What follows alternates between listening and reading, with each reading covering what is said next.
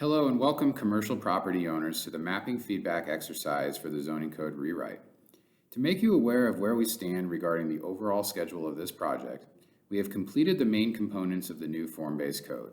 We've met with City Council several times to discuss the new code and are now in a position to take feedback on the mapping of our new form zone overlays, which of course requires feedback from you. This video provides you with the methodology that was used to apply our form zone overlays to the commercially zoned portions of the central neighborhood. It's intended to be viewed prior to filling out a brief questionnaire that is embedded in this project's guiding golden page.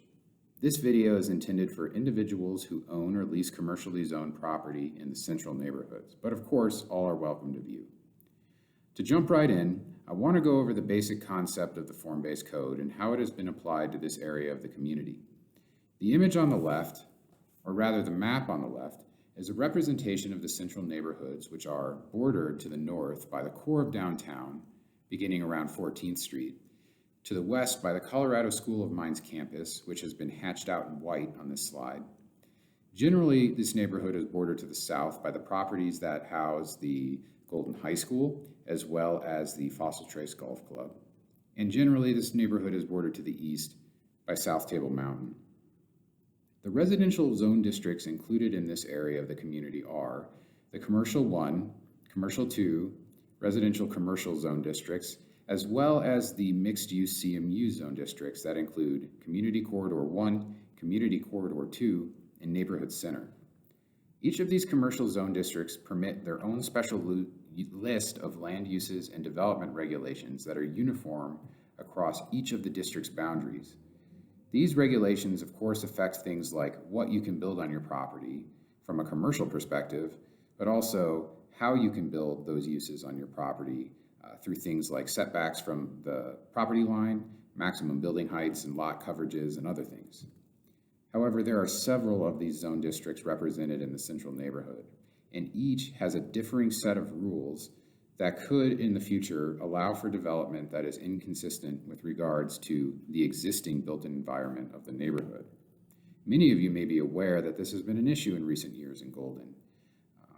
This one-size-fits-all list of development regulations is allowing us to see fewer and fewer developments that reflect the scale and disposition of the existing buildings throughout these neighborhoods. And there's a desire, as reflected in our policy documents like Golden Vision 2030, to ensure that new developments reflect what has come before and the neighborhood character as a whole. The new code recognizes that there are different patterns within these neighborhoods that cross over the different commercial zone district boundaries, and the task of the new code is to recognize and observe the scale of existing development that already exists in the built environment and to promote future development that matches. So if you look at the map on the right side of this slide, you'll see these different areas that are called form zones, represented by different colors. These form zones overlay on top of the zone districts present on the left side of the map. These form zone overlays are put in place specifically to control building scale and building types. It's important to note, though, moving forward, that we will maintain these two separate mapping systems for zoning.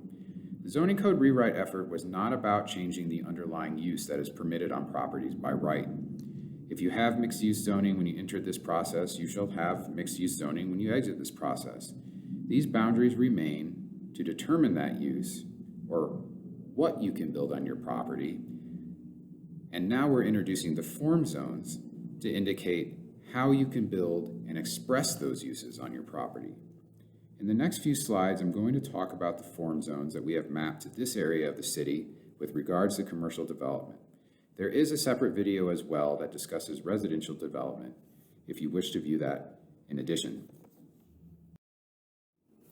So how do our new form zone overlays promote developments that are reflective of the type of structures we see in the community today? It does so through a system called form types. Each form zone that I previewed on the previous slide includes a list of predetermined development templates that mimic common structures that are found in our commercial areas. There are several of these form types, and this slide represents a couple of the categories permitted.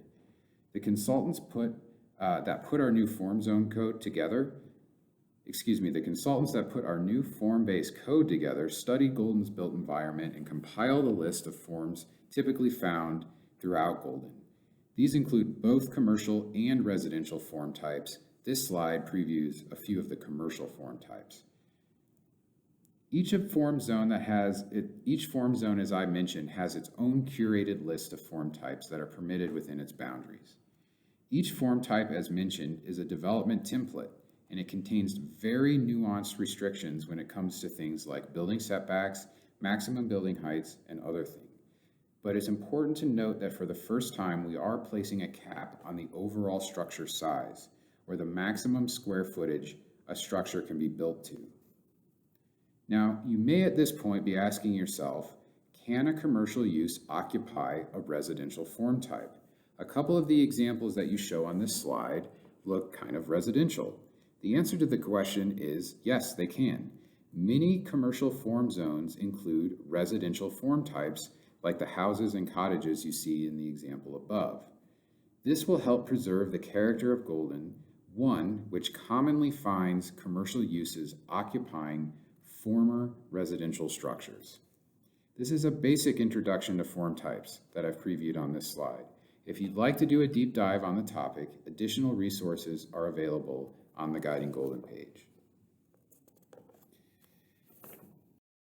So because we're talking about mapping and collecting feedback on mapping, let's talk about the methodology of how these form zones were applied and mapped across the city.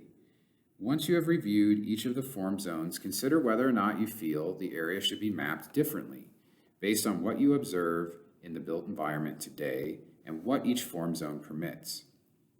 To begin, I want to indicate that most of the form zones were constructed based on structures that are commonly found within each sub-area or sub-geography identified in these different colored areas on this map. To start, I would like to talk about Main Street B. Main Street B has been mapped to the segment of central neighborhoods along the Jackson Street corridor. Typically, this area, one observes very tall, very large structures that support the Colorado School of Mines campus. But in addition, you will also observe some smaller commercial structures, 2 to 3 stories in height, that front the Jackson Street corridor as well.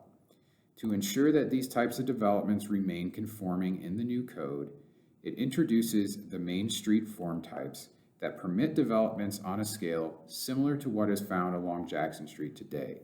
However, it should be mentioned that these form types are created to enforce more of a traditional Main Street building face, more similar to what you might find along Washington Avenue in the core of downtown.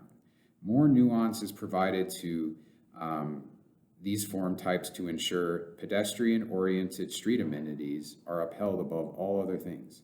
Transparency amongst the storefronts will be required through specific window requirements, and there will also be awning requirements and other shading requirements along the pedestrian realm as well. Main Street A can sort of be interpreted as the little brother or little sister to Main Street B.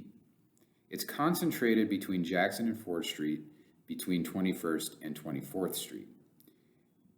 This area of the city typically shows a mix of small-scale commercial businesses, no larger than a household. But in some instances, we begin to see the presence of larger buildings making use of the community corridor zoning of our current code. Moving forward, we are promoting form types that allow commercial uses to occupy smaller form types that are similar in size to a household, as you'll see at the example at the bottom of this slide. But in addition, understanding that there are some larger developments in the neighborhood, we are promoting some of the Main Street form types that I previewed in the previous slide, but specifically those that permit 2 to 3 stories of development. The neighborhood corridor area is very unique, and one consistently observes commercial uses occupying former residential buildings, things like single-family households. Therefore, this form zone promotes residential form types exclusively, even though this is an area that in some instances permits commercial uses exclusively, like you'll see in the northwestern portion of the central neighborhoods in our C1 and C2 zone districts. The idea is if commercial buildings are occupying older residential structures, let's keep that pattern going. This is also true of larger traditional commercial and office buildings that do pop up in these neighborhoods on occasion. Form types are provided that promote a scale of development that is consistent with these developments, and they can be purposed for either residential or commercial uses. And finally, we have strip. We like to think of strip as the catch-all form zone, as it permits a mixture of form types found both in Main Street A and the neighborhood corridor form zone presented on the previous slide. It promotes small-scale residential form types that allow for developments like Runner's Roost and Bonfire Burrito.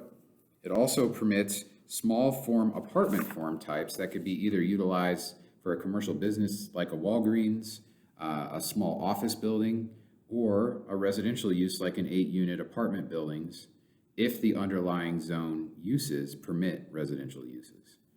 It also permits the 2 to 3 story Main Street form types as well, which we hope will enhance and activate the pedestrian corridor along South Golden Road.